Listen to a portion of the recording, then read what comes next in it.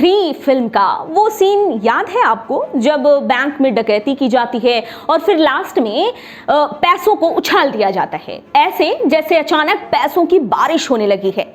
ये फिल्म का एक बेहद ही रोमांचक सीन है, लेकिन असल में भी बैंकों में डकैती के बारे में आपने तो जरूर सुना होगा, कई बार सुना होगा, पर असल में भी बैंकों में डकैती की कई और घटनाएं हैं जिनसे आप अब भी अनजाने हैं।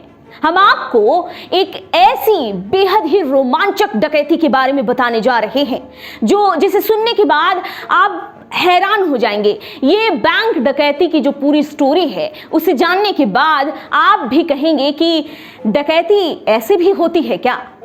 ये पूरी स्टोरी जानेंगे हम, कहाँ की ये स्टोरी है, कब इसे अंजाम दिया गया, सब कुछ पूरे विस्तार से जानेंगे। लेकिन उससे पहले अगर आपने हमारा चैनल सब्सक्राइब नहीं किया तो जल्द कर लें, बेल आइकॉन दबाना बिल्कुल न भूलें। वीडियो पसंद आए तो लाइक करें, कमेंट करें और शेयर करें। अगर आप हमें फेसबुक पेज पर देख रहे हैं तो हमारा पेज जरूर लाइक कर लें।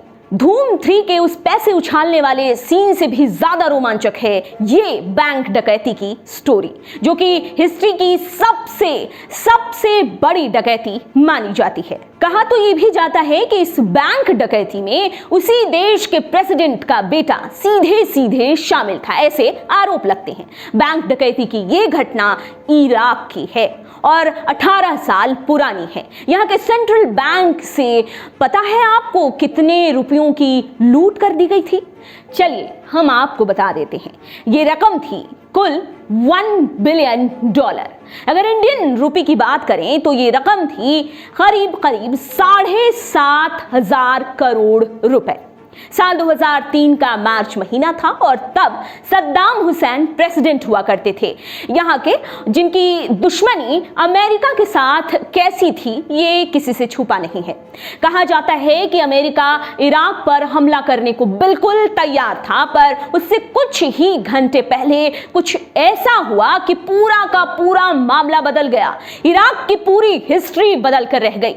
दरअसल अमेरिका की हमले की तैयारी थी तब सद्दाम हुसैन के बेटे कुसै इराकी सेंट्रल बैंक पहुंच गए, जो कि बगदाद में स्थित था। बैंक प्रमुख को एक पर्ची दी। कुसै ने इस पर्ची पर लिखा था कि सेफ्टी के लिहाज से बैंक के सभी पैसे राष्ट्रपति ने दूसरी सेफ्टी वाली जगह पर ले जाने का ऑर्डर दिया है। सद्दाम हुसैन का पूरे इराक में काफी ज्यादा खौफ था और हुसैन की पहचान एक तानाशाह के तौर पर की जाती थी। ऐसे में जाहिर है कि बैंक प्रमुख ने कुसै को कुछ कहे बिना ही, कुछ बहस किए बिना ही इजाजत दे दी पैसे लेकर जाने की। असल में ऐसा करने के अलावा बैंक का जो हेड था उसके पास कोई दूसरा रास्ता भी नहीं था। कहा जाता है कि हुसैन के बेटे कुसै ने इतने रुपए लूट लिए इराकी बैंक से कि ट्रकों से भरकर पूरी रकम ले जानी पड़ी। ये तो कुछ भी नहीं, आगे सुनिए और ज्यादा हैरान होइए। दरअसल लूटी हुई रकम को ट्रकों में भरने में वक्त 4 से 5 घंटों का लगा।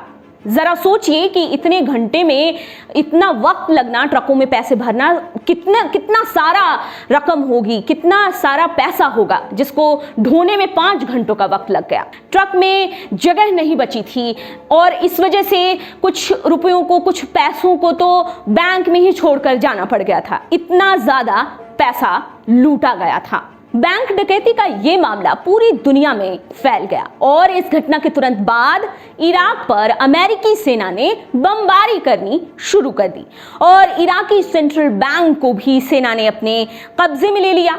हालांकि जब पता चला कि जो बैंक है उसका जो पूरा पैसा है, सारे पैसे को कुसै लेकर चला गया है, तो काफी ज्यादा छानबीन की गई। सद्दाम हुसैन के महल में छानबीन हुई जहां काफी नोट मिले। वैसे लूट की रकम का ये नोट हिस्सा नहीं थे। उन पैसों को सद्दाम के दूसरे बेटे उदय ने पहले से ही संभाल के रखा था। असल में उसको आदत थी अपने पास कैश रखने की, उसको बहुत शौक था। इराक में छानबीन चलती रही, अलग अलग जगहों पर छानबीन चलती रही और कई 100 करोड़ रुपए बरामद भी किए गए, पर ये पैसे लूट के नहीं थे। फिर ऐसा अंदाजा लगाया गया कि लूट के पैसे सद्दाम हुसैन ने सीरिया भेज दिया है। वैसे कोई पुख्ता प्रूफ अब तक नहीं मिला कि इन पैसों को सीरिया भेजा गया। बैंक डकैती बाकी की लूट से क्यों अलग है? दरअसल इस लूट में गोलियां नहीं चली, एक भी गोलियां नहीं चली थी, न तो मारपीट हुई और बड़े ही शांति तरीके से इस लूट को अंजाम दिया गया। आपको लूट की ये कहानी कैसी लगी हमें कमेंट बॉक्स में जरूर बताएं, अपना फीडबैक दें, अपनी राय रखें और हमारे साथ जुड़े रहें। देखते रहें नेड्रिक न्यूज। आप देख रहे हैं नेड्रिक न्यूज, साहस सच कहने का।